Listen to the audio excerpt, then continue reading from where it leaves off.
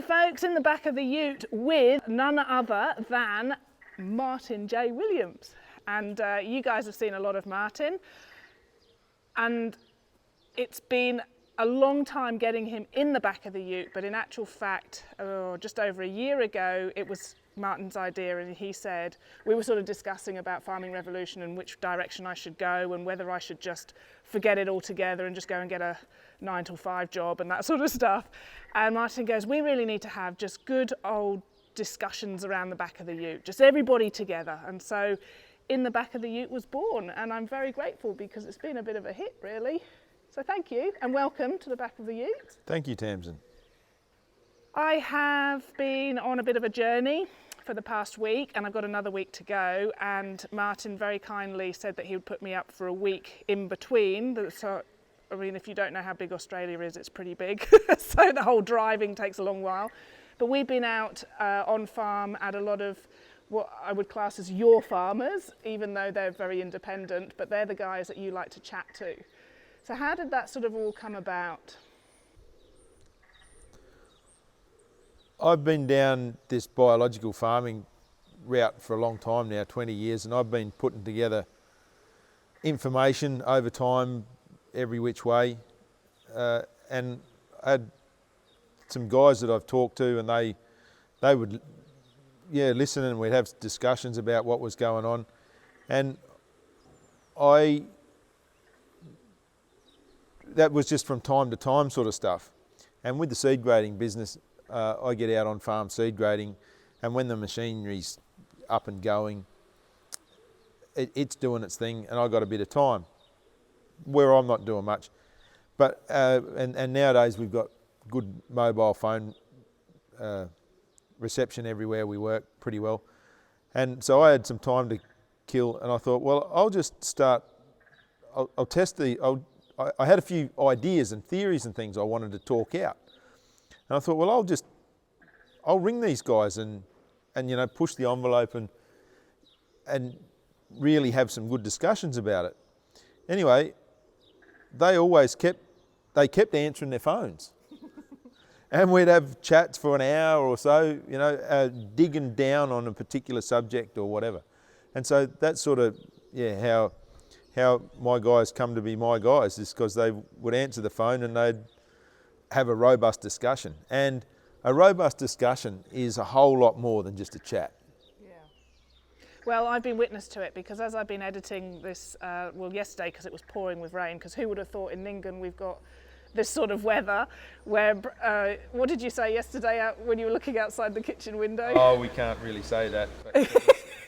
Don't jinx it. It was the bad curse word about the rain. And but prior to saying that, though, I did say I didn't think I'd ever find myself saying this in Nyngan, but I did sort of curse the rain. So yesterday, I was doing some editing, and Martin was on the phone and having those robust discussions. And there was one thing that will probably sit with me for a long time, and that was the fact that without these guys, you wouldn't be able to, or wouldn't have evolved into the person that you are. I'm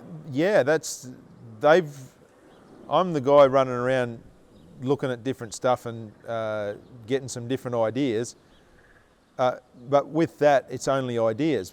But the thing is, what I do with these guys is that we thrash out the ideas, we discuss it, and it's more than just ideas. What we've got to do is put it into perspective, make it where it'll fit into their system, and then they've got to understand it so that they want to do it as well.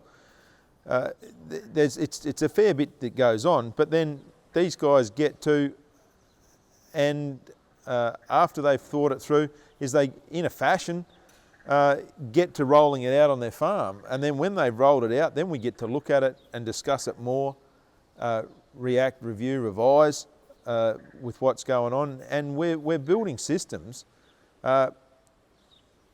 specifically for them on their farm. That's the stuff we call context. Yeah. And everywhere we've been, I've sort of said, where are we on the compass? Are we north, south, east or west of Nyngan? So we've pretty well been around the whole compass with the people, with your farmers. And of course, so no context is the same, even though you're in the similar area. Like, Yeah, context is specific to you. And that's why when we get it back, the other part that I really like is this. Kim Deans came up with it. She had it written on a thing there, and I saw it, and I just loved it. I sent her a message to say how cool it is, and it's fundamental to what we're doing. And if you get this, you're on the regenerative journey, and that is what we're doing. And she wrote it out, the transition. So the movement, the transition is getting principles in context. So when we go to regenerative farming, our heroes, Gabe and Christine and Nicole, Bruce, Maynard, all those people that have thought this out hard, they've got a list of principles. And you know, principles are principles. They don't sort of change. We can hone the principles and the wording of them and that sort of thing, but basically what it is that is. So we've got to understand the principles, and the principles in regenerative are different to what they are in more degenerative. well, I think where we're struggling is that we're trying to fit in this new system with the old system. And the old system is old for a reason. So what we've got to do with the context side of it is understand the principles like you were saying, but it's the context, actually knowing your land, knowing how the weather is, knowing what works, what doesn't. And we were on a farm with, I think we can mention his name, Luke, and he's done something that I've never seen before. Not saying that it hasn't been done, but I've never seen it before. And even more jigsaw puzzle pieces sort of got fitted together being on his farm. And I know for you, you said that there's stuff that you'd never seen before. Exactly. And this is why it's so important for me going on their farm. And even if I just had one farm of my own, that would be just me in one spot. But by being able to go work and talk these things through with these other guys and look at what they're doing on their farms, then all of a sudden we got collaboration. And all of these other guys that I call my guys, they don't have that much to do with each other. Like, Shane, they would only maybe speak to each other at either a social get together or a field day or something, or on a phone call. Would be probably flat out being an hour each that they interact with one another per year. Right. But they're all listening to me telling the stories about the other guy. So their information is getting to the other guys, right? I'm the conduit. Yeah. And it's not just these guys I go and see too. Like I've always, whenever I'm on a travel or whatever, I always think about who I might be able to call in and see or whatever. And what I'm always doing is trying to have a look at their farm. And I suppose I only just thought of this now, is what I have been doing over time is working out their principles in their context. Right? I just never had a word for it. And then sharing that stuff, and it's observing and working out what it is, and working with these guys who are good observers and thinkers. Like they've got plenty of ideas that I've sort of borrowed off of them, you might say. Yeah.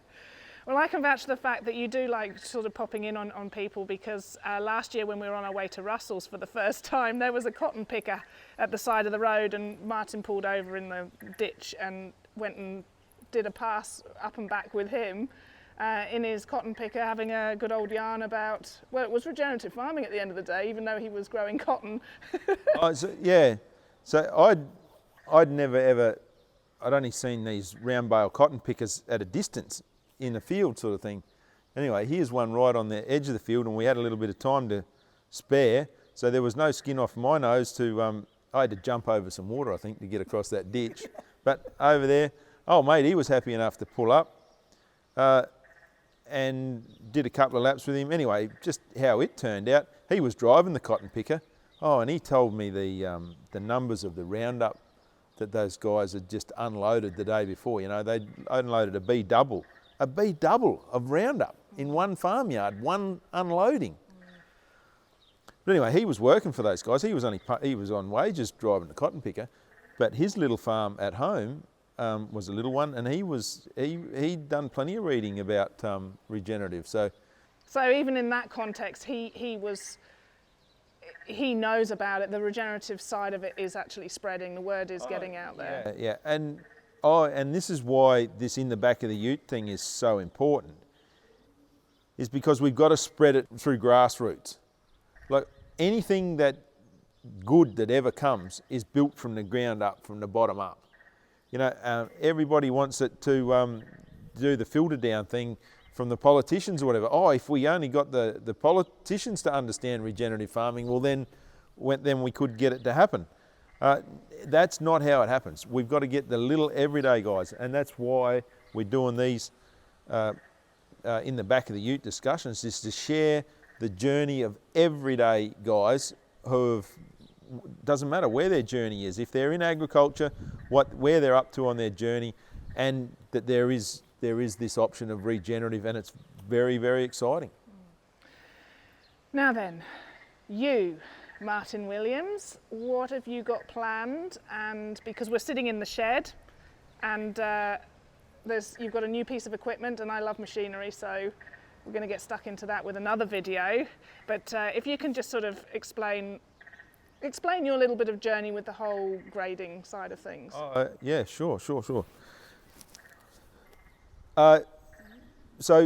as far as seed goes, like when I was a kid, my dad fiddled around with Ceradella seed, which was a little bit different to what everybody else was doing, and sort of he had, because he was willing to do that, I guess he had a guy that was a bit like me way back then, old Ceradella Sid, like that was his little baby, and Ceradella Sid got Dad onto the Ceradella, and we did that, so that was a little extra aside. Dad always used to stay current with his oat varieties and would always get the new oat variety and sort of bulk that up, so he sort of had a little bit of a seed game going along there. He did clover seed when I was a kid. Then when I went to Canada and did that agricultural exchange, I worked on a seed farm in Canada with Kletke Seed Farm, and if you Google that and have a look, and then Glenn's really made that a big business. He works with all the corporate guys, so he treats most of the canola, GM canola that's planted across North America now. He has B double loads of seed coming and going every day, and the main thing he does there with the canola is just to treat it with all the stuff. Anyhow, that year I was over there, I spent a whole summer putting seed cleaning equipment into a seed cleaning barn as an upgrade. So I had influence there too. Then when everything went to pot up in the Northern Territory with that live export ban, just beat up with media and politics and everything, I moved down here to Nyngan and bought the seed grading business. Now that seed grading business is mostly about monoculture seed grading. But anyway, Darren Mudford and I'd been researching no-kill cropping, which is a Bruce Maynard idea, and I'd researched the pasture cropping, which is Cole Seiss idea. And we went over to Cole Seiss's place one day. Graham Hand was having a presentation over there on behalf of the Stiper group, And when we were over there, Cole took it, like at Smoko or lunchtime or something, Cole took us just across from his shearing shed there and showed us this mixed species. I forget what he had growing there, but he had probably 4-way mix there. Anyway, we were sort of taken aback by it, or, you know, it got our, what I like to call the think muscle, got the think muscle exercising, and didn't, I guess we had a discussion on the way home or whatever, but anyway, nothing much was said about it for a while. Next thing, Darren's telling me he's got it planted. So he went ahead and got a mix, bought some seeds in and put together a mix and planted. One he did the no-kill sort of system, one he did the pasture cropping system. And that was a good year that year. Anyway, we ended up with, we didn't need to feed it off for sheep feed. So we had this crop that went right through to harvest. And then we were, when we decided to harvest it, we're wondering, are those varieties all going to come ripe at the same time? Maybe one's going to be later, or one's going to be earlier, and then we're going to miss one because of this and that. And how are we going to go with the height, and where are we going to have to cut it off? What if one's hard to thrash and one's not hard to thrash? Are we going to beat seed up? And all this stuff running around in our head. Anyway, it came the day, and I was there. We pulled into this crop, and it came straight out of wheat, and we're heading into this crop, and it was harvesting wheat, and we didn't know what settings we might need to use on it, so we didn't know what to change to or anything. So we thought, into it. Anyway, fly into this crop, and this has had no spray on it for the whole season or whatever. So there was plenty of what do we call it? Low successional plants provided free of charge by Mother Nature. They were there too. So a few saffron thistles in it, and all of our other stuff, which was a mishmash, tangled sort of turnout, and put the header into it, and the header kept working. A little bit further down, have a look in the box, and there's seed coming in the header box, and keep an eye on the front, and it's still coming in the front. Well, keep going. And wasn't very long, and we had a header box full. Well, then those are funny. Those two Danish guys, and you can imagine Danish farmers, like everything's pristine, beautiful, flat, everything's just right. Here they are sailing into this, you could describe it as a mess. As a weed pit, multi-species weed pit, yeah. Just, a jungle, what do we call it? Just into this jungle. Anyway, they're going along, and they can't believe that it's feeding into the machine, I think, for a start, and then they're getting it, and then they're watching where they're going. And we're in a contour paddock too, so we had to follow the contour and around and about. Anyway, they were just totally amazed, and I think they forgot to keep an eye on what was going on in the header box, because next thing they've got a header box full, and they're way down the other end of the paddock, so they had to get on the two-way, call the chaser bin to come down there and unload them. So it was definitely experienced that day. But since it's always, it was about the last crop we harvested, so everything sort of hung on, and everything that was there we got. It's not like one of them disappeared too early or anything like that. So there's some stuff going on with that quorum sense, and when it starts working all together. And how did you go with the weed seeds then? How was that? Well, not an issue really, but then we've got this multi-way mix that we've got. What do we do here? But there was the radish. The daikon radish was in it, and that daikon radish was worth money. So, all right, well, we better see how we can sort this out.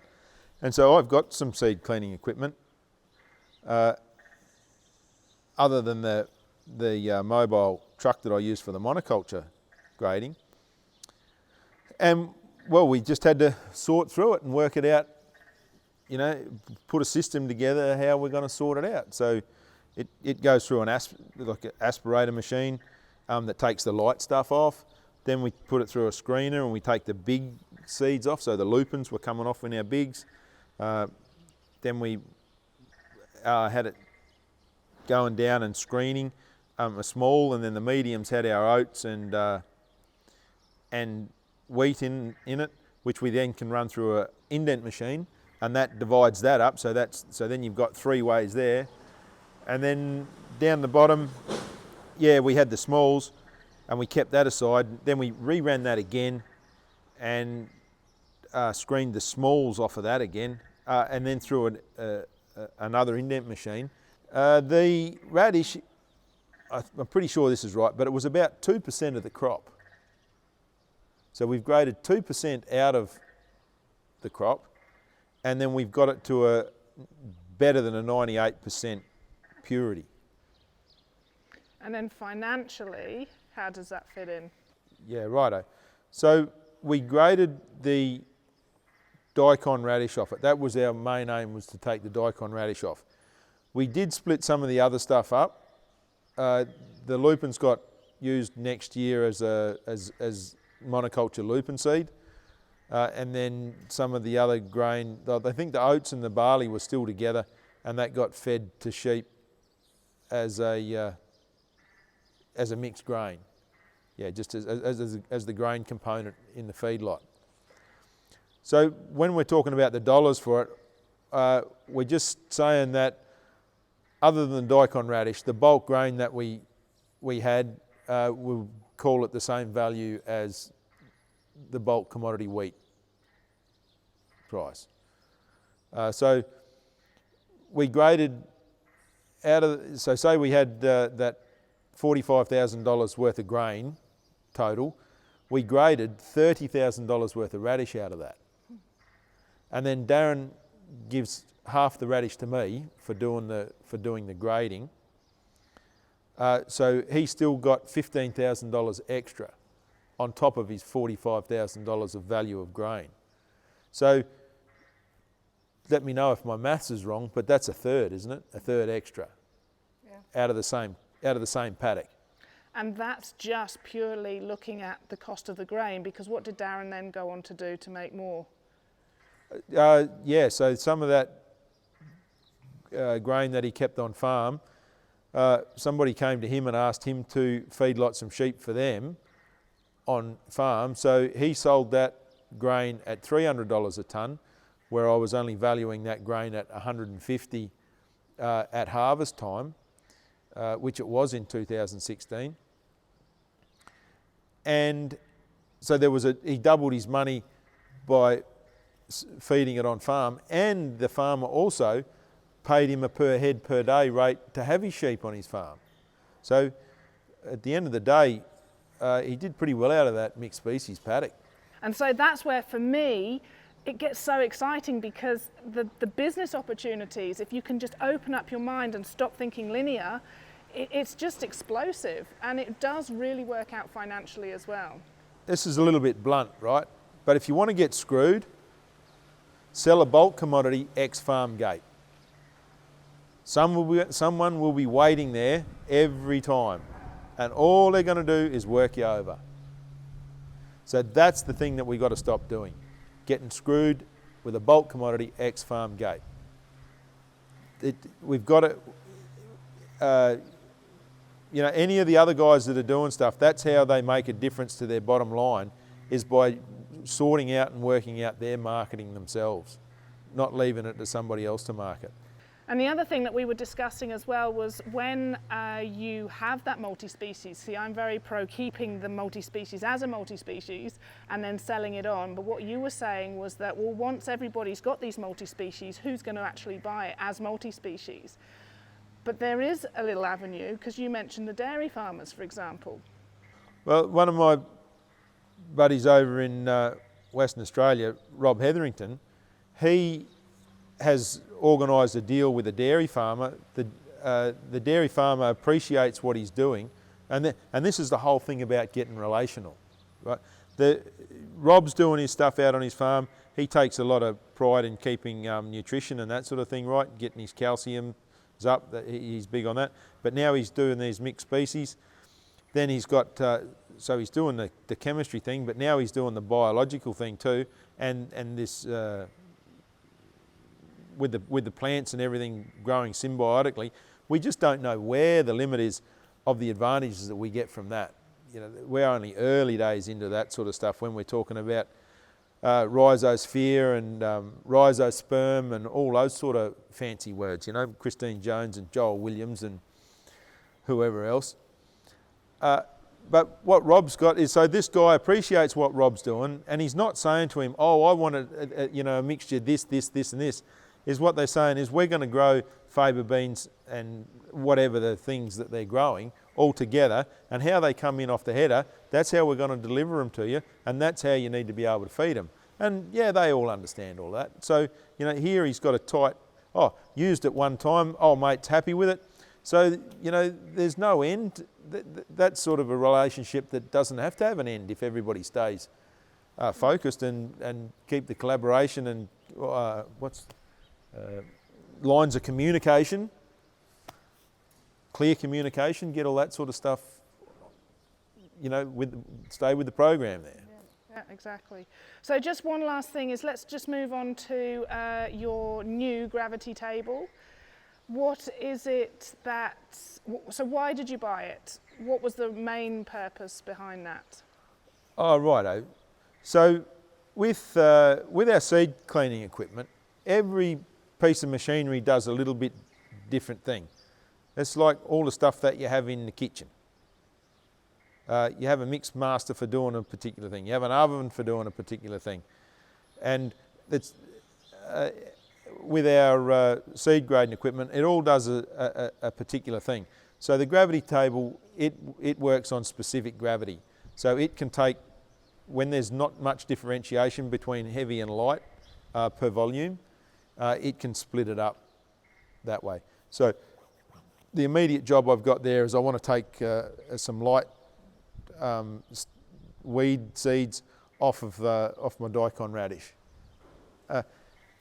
Look, Darren and anybody who understands what we're doing with mixed species now and that sort of thing, they wouldn't have a drama with taking that seed, because there was a couple of mallow seeds and a couple other things. Anyway, they are what come under the weed category, but when we start moving down this system and we're looking for diversity, they all add up an equal diversity. And also, if you're improving, the succession improves as well. So yeah, we've got to be a bit careful there. Like we've got to manage past weeds, right? We do have to manage past weeds, or we have to manage past our low successional plants, right? We want to just get higher successional plants going, and what we do there is we make our conditions more favourable for the higher succession plants, and then they'll want to be there, right? Now that's not to say that those conditions, they might be less favourable for the lower ones, but what it is, it's about having them more favourable for the higher ones. So it's then the higher ones just do a better job of coming through, and then your lower ones stay low and stay down close to the ground. And especially a lot of these weeds that we got are the bare dirt weeds, right? When we get away from having bare dirt, we're not going to have those weeds as prevalent anymore. They're never ever going to go away completely. They still will be there, and what we've got to do is work out our tolerance of them. Like, another story I always tell is, how long have we been fighting this war on weeds? I think they write some stuff about it in the Bible. Right? So that's 2,000 years. yeah. Yeah. Have we won? Have we come close to? Are we winning? Right. Are we just? Next year we'll spray it, and then there'll be no weeds left for the end of time. We're not anywhere near there. So we are fighting a battle with no winning in sight. So that's a little bit crazy, isn't it? And it's a battle that doesn't actually need to be fought if you understand past that. If you've got a paddock full of weeds, go back and have a look in your diary. That'll tell you your management that gave you that paddock full of weeds. So then, if you understand how you got it, well, you should be able to work out some of the things you need to stop doing. And reverse it. so that you don't have them again. But this gravity table is going to clean up, polish your seeds and make them even more valuable. We need to be doing a good job with whatever we're doing in this, and having no weeds in our seed is a good place to be. Yeah. Knowing that, understanding that sometimes too, if you are cleaning some of your own seed or whatever for your own use on farm, if you've got some weed seeds in it, you've already got those weeds on your farm, so don't stress too much about them. Yeah, that's a good point. Just tidy up what you do grow and grow it back on your farm yourself. You know, one story I heard that come out of Canada, I think, the guy there went and got all the weedy, rubbishy stuff that he could from the seed cleaner, and he put it out on his paddock, and he kept doing that all the time. But with that, he was doing some regenerative stuff too, like he might have been watching maybe using some manures or ferts, or friendly ferts, something like that. And he was, I think he was doing some grazing stuff as well, right? So he had some other management that was going in the right direction. But he was putting out any amount of weed seeds all the time. And he never got the same crop of weeds year after year. Things progressed. So when we look at it too, is that some of the plants that we're growing in our weedy species, they're all photosynthesizing, they're all cycling nutrients, and they're adding to diversity. There might be some biology that only grows on a weed plant, and we want more and more biology in our plant. So are we shooting ourselves in the foot by taking that weed plant out of the system and reducing the amount of biology that's in our soil? These are all the things that's why we got to look at this from plenty of different angles, and get our friends and mentors and be watching the YouTubes to get our thinking, and get our. We've got to upgrade our thinking. Yeah, definitely. And on that, thank you very much, Martin. It's been a pleasure having you in the back of Ute finally, and yeah, I'm looking forward to seeing what this gravity table does. Yeah, well, we're on that. That's the job this week. There's a bit to go. We've got to put it back on the top, but it'll happen. All right. Thank you. Thank you.